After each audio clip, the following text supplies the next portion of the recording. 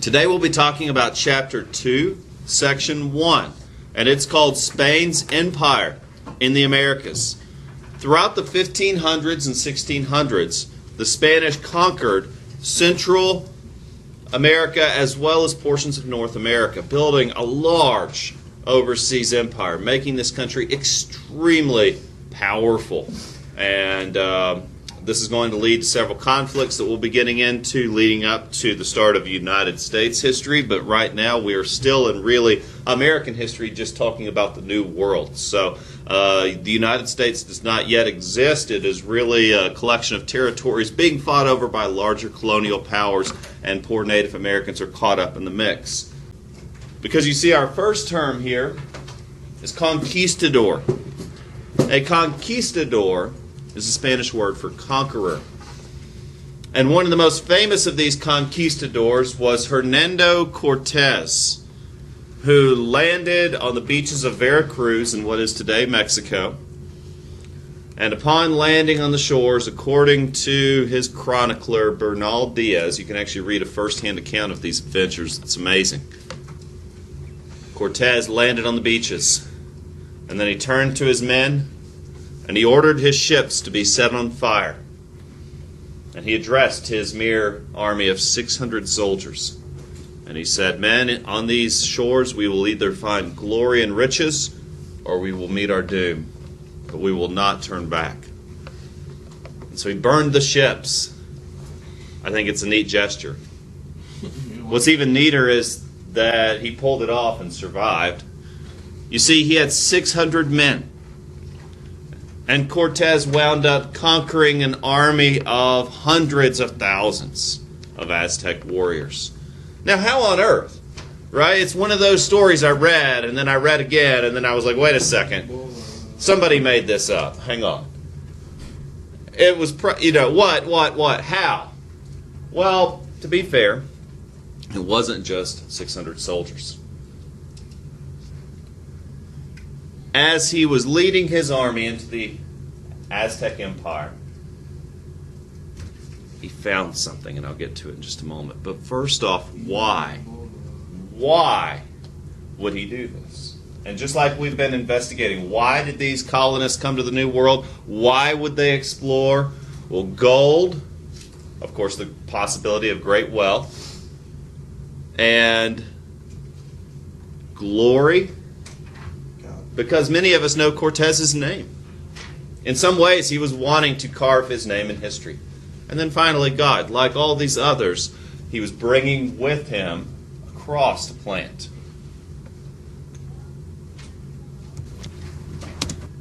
And so I wanted to come back to that. With 600 men, Cortes landed on these beaches, setting fire to his own ships, removing the possibility of escape. How did he conquer the most powerful empire in the Americas at this time? Well, first off, the Aztecs were hated. Does anybody know why the Aztecs might have been hated? The Aztecs were known for human sacrifice. They believed in a very violent set of gods that demanded sacrifice. And they were very superstitious people. You see, they believed that unless their god, Quetzalcoatl, tasted the blood of humans, he would not bring the sun out for their crops. Well, the Aztecs were a powerful people.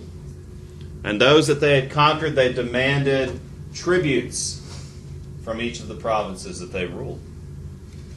Well, that doesn't make for a very popular empire. So when Cortes landed, and when the surrounding natives saw that he was a force to be reckoned with, they began to join his cause. And so Cortes was not alone, though he only had 600 soldiers.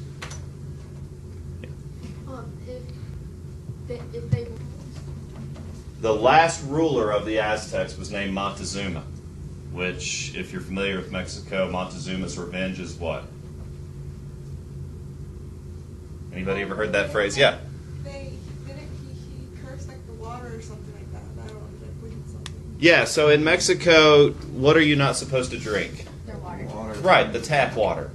It's unsafe. It can give you some pretty nasty gastrointestinal funkiness and make you sick for weeks. It's called Montezuma's Revenge because the last emperor of the Aztec Empire was named Montezuma.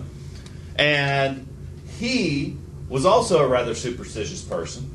And when he heard that this mysterious people had come from the sea, wearing this shining armor, riding on these mythical beasts. Remember, they had never seen horses before. By the way, I'm excited about your commercials, so we'll get to that. But they'd never seen a horse. And here his armies are riding horses, using gunpowder. They'd never seen gunpowder weapons, using steel armor. So, I mean, these guys could have been aliens to them, for all he knew. So Montezuma, pretty scared of what all he's seen, invited Cortes to his palace. Invited his men to come live as honored guests. And they did for quite some time. And then finally, within the empire, Cortes managed to overthrow the powerful Aztecs. The religion. And eventually Cortes fell out of favor with Montezuma, and they tried to oust the Spanish. And it was really too late by that point.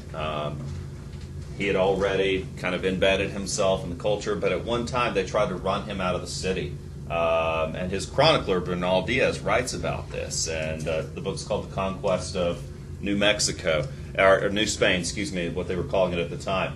And he writes of these people trying to escape as the natives were sacrificing their people in front of them. Well, another part that was playing against the natives was their style of warfare. Because they relied on human sacrifice, they would often try to capture people in war instead of just killing them outright. And so it's a terrifying thing to witness, but ineffective strategically. But nonetheless, Cortes and his men conquered the most powerful empire in Central America.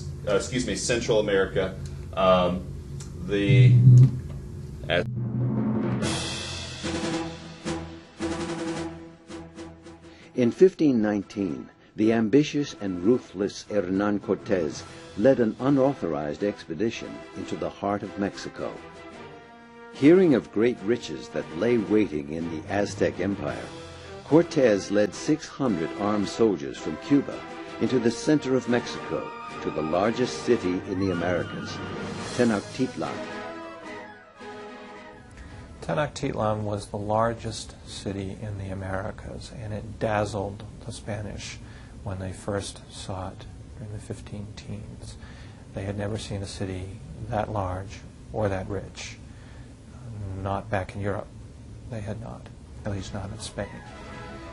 The Aztec stone pyramid temples dazzled the Spaniards, but their practice of human sacrifice repulsed them. The Spanish harshly judged others based on their religious beliefs. In the places in the New World where the Spanish come in contact with Native Americans, they're pretty much also, unlike the French, contemptuous of Native American religion. And I think this can be seen quite clearly in Mexico, where they are just appalled by the religion of the Aztecs, with its human sacrifice, with its idols, and with its whole cosmological and religious belief system. They practice human sacrifice on quite a large scale in order to appease their gods, especially their god of war and god of rain. So the Spanish felt fully justified when they became familiar with Aztec beliefs in violently conquering and subduing the Aztec and suppressing their beliefs. They thought that they were doing a good thing by their Christian God to accomplish these goals. Cortés' troops reduced Tenochtitlan to rubble. They killed many of the city's inhabitants and overthrew their leader, Moctezuma. The destruction of the Aztec Empire was one of many such tragedies. During the 1530s, Francisco Pizarro sacked the Inca Empire in Peru. His brutality was equal to that of Cortés. During the 1540s, the Mayan people of Central America were also overpowered. Indians who weren't killed were forced to serve the Spaniards. Victorious commanders demanded to be paid an annual tribute called an encomienda. Those who had the right to collect an encomienda were called adelantados. all of the conquistadors who went into the New World, Pizarro, Cortes, Coronado, de Soto, Menendez, they were all adelantados. These adelantados were ambitious men of means who received a license from their government to organize expeditions of exploration and conquest in the New World. And so an adelantado, this is a Spanish term, an adelantado was somebody who received a license from the Spanish king to go out into the world, into a designated zone, and to make conquests, and then to receive plunder and tribute where they succeeded. Those adelantados who were successful became very wealthy. And so, for example, in Mexico, Cortes obtained a right called encomienda over all of the villages of the fabulously fertile valley known as Oaxaca. And it is on the basis of the tribute that he would receive, tribute paid in the form of agricultural produce, cloth, and also in labor, that enriched Cortes and made him the wealthiest man in the Americas. The Spanish missionaries made similar demands, that the Indians give up their native beliefs and culture and surrender to the religion of their conquerors. Most Indians, to keep peace, pretended to adopt Catholicism, but secretly kept their original beliefs. Let's see. So, let's just assume that the rest of the conquistadors go on to conquer South America, Central America, and even parts of North America. And so now we have to understand, after this has occurred, what comes next. And this is also what we're writing our essay about, the encomienda system. You see, the Spanish settlers were mostly men. Adventurous soldiers, settlers, or people hoping to start plantations. These men, these Spanish settlers, were called peninsulares. And they would commonly marry the native women. Now, Spain's goal here was to establish colonies in the New World. And the purpose of these colonies was to exploit the resources of these regions, but also to gain converts to Catholicism. Mexico's dominant religion, Catholicism. South America's dominant religion, Catholicism.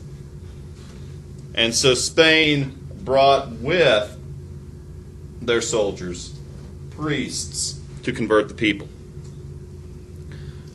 But from these peninsulares, we get a new ethnic group, mestizos. And this ethnic group would comprise of people who have ancestry from both Spanish ancestors as well as Native American ancestors. And I would bet many people in this room could perhaps identify with this mestizo ethnic group. Because, again, when the settlers came in, part of cultural blending means intermarrying and intermingling. Well, the topic of your essay this time around is the encomienda system. The system of using the Native Americans as slaves. And these natives were forced to work on these plantations, to farm, to work in mines, to work with domesticated animals, to establish large plantations for the purposes of profit. Now, many of the local priests objected to this practice because it was rather cruel. Because like we've discussed previously, many of these natives died off from disease. Many of them were treated rather cruelly. And so eventually King Charles V of Spain outlawed the practice of encomienda. So the system of enslaving Native Americans was abolished. And we have a bit of hypocrisy here. You see, encomienda was abolished, and that's what you're writing your essay about, that was the ruling passed down from King Charles. And the question you're answering is, should the settlers have had to obey this law? And though it sounds simple, right? Slavery bad, okay, they don't, whatever. But as you begin to read it, and you begin to see that the abolishment of encomienda actually resulted in the importation of African slaves, well, it's not like we're just ending slavery. No, we're just using another group of people as slaves. And again, another question in this argument is, should colonial settlers have to obey the mother country? And that's a bit of a deeper question. So if you ignore the issue of slavery for a moment and you think about it as a colonial issue, should the colonial settlers have to obey a king who's 10,000 miles away? Again, so yes, slavery bad. We can all agree on that. Terrible, awful, cruel practice resulting in the deaths of millions. But if we think about it not as a slavery issue, but we think about it as a colonial issue, well, then the question becomes more difficult to answer. And so as you're reading your documents, you're reading one from Bartolomeu Diaz, a Spanish priest who was living in the Americas, and he writes about the cruelty of encomienda. And he was one of the opponents of encomienda, saying, okay, the natives are dying, like this is awful, this is messed up. But then you're going to read a document from a man named Sepulveda. Sepulveda was one of the plantation owners. Now he's going to have, obviously, a different opinion of encomienda. He's going to look at it from a cold business standpoint. After the fall of Tenochtitlan, Cortes began to transform the ruined capital into the metropolis called Mexico City. The Spaniards forced the defeated Aztecs to perform the hard labor of building the new European-style city. Cortes ordered them to tear down the temple of Huitzilopochtli and to use its stones to build this enormous church on the same spot. Mexico City became the capital of the huge colony called New Spain. And for the first 3 years of its existence, Cortes served as its governor. During this time, he introduced the encomienda system to Mexico. This system, which regulated land and labor, was already in place in Spain's other New World colonies. Through this arrangement, the most valued Spanish soldiers received huge tracts of land, called encomiendas, as rewards for their service to the king. For example, King Ferdinand's successor, King Charles V, awarded Cortes 25,000 square miles of land in the valley of Oaxaca. Under this system, the native people who lived on the land were required to convert to Christianity and to work without pay for their Spanish overlords for 3 out of every 7 weeks. During the decades that followed, Cortes continued to finance a number of ventures, including a disastrous expedition to Honduras that cost him a great deal and seriously damaged his reputation. He tried in vain to defend his honor, but in 1540, Cortes was stripped of most of his political power, property, and money. After that, the explorer who conquered Mexico sailed back to Spain, never to return. Cortes lived out his days quite simply, but his exploits had radically changed the course of history. He had led the destruction of a great Native American empire and transferred the control of its land and people to the King of Spain. In so doing, Hernán Cortés established a solid base for Spanish exploration and colonization in North America that would last for hundreds of years. So a few other countries that were conquered. Well, the countries of England, France, and the Netherlands also sponsored voyages into the New World to establish colonies. As I've told you previously, Florida became a Spanish colony.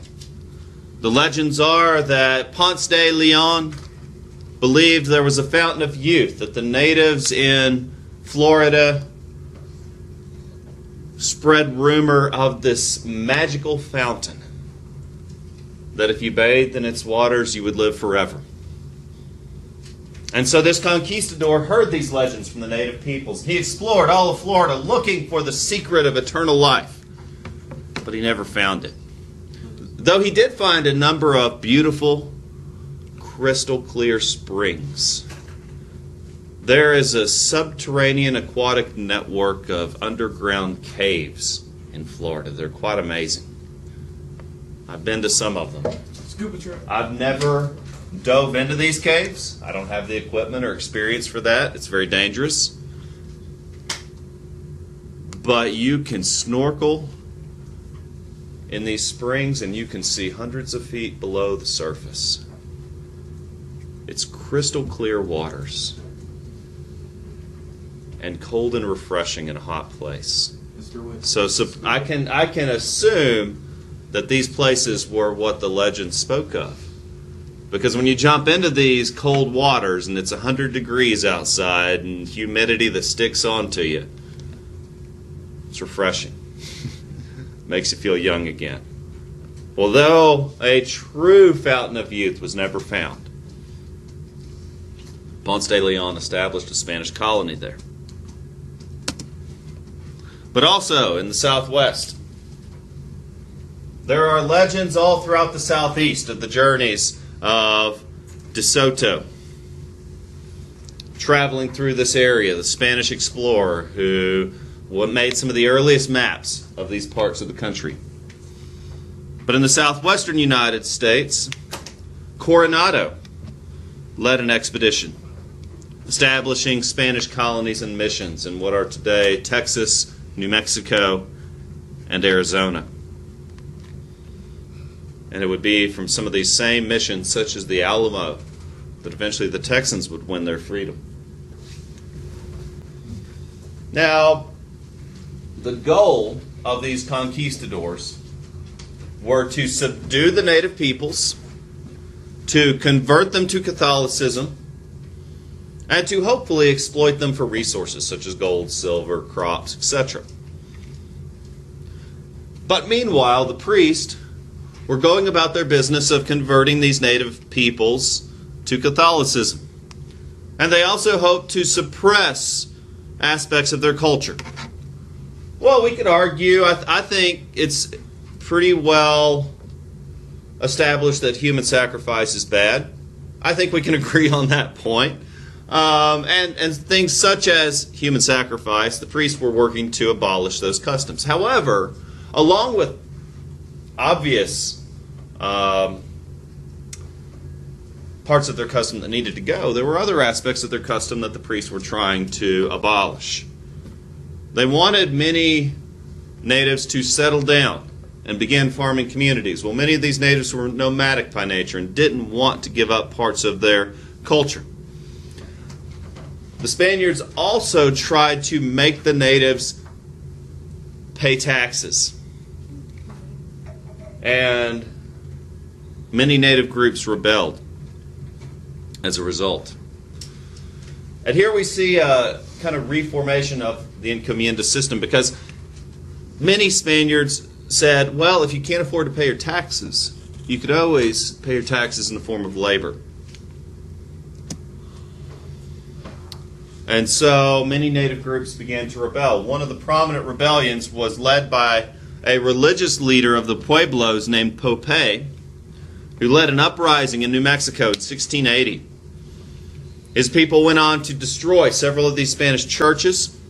In fact, executed several Spanish priests and generally forced the Spanish out of their villages. And it would take 14 years for the Spanish to regain control.